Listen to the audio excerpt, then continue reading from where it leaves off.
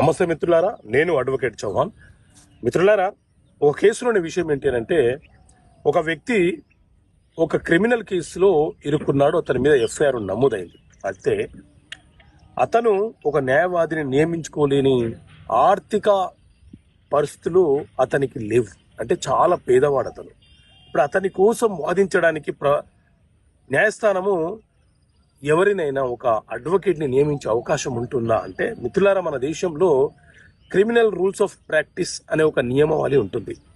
ఈ criminal rules of practice అనే నియమావళి ఏం చెప్తుంది అని అంటే, న్యాయస్థానము ఏ రకంగా పనిచేయాలి, ఎప్పుడు పనిచేయాలి, టైమింగ్స్ ఏంటి, ఎలా సమన్లు పంపించాలి, ఇలా రకరకాల నియమ నిబంధనలకు సంబంధించిన అంశాల గురించి వివరణ ఇస్తుంది. అయితే ఇందులోని రూల్ 36 ప్రకారంగా ఎవరైనా ఒక వ్యక్తి, నేర ఆరోపణ చేయబడినటువంటి వ్యక్తి న్యాయవాదిని నియమించుకోలేని పేదరికంలో ఉన్నప్పుడు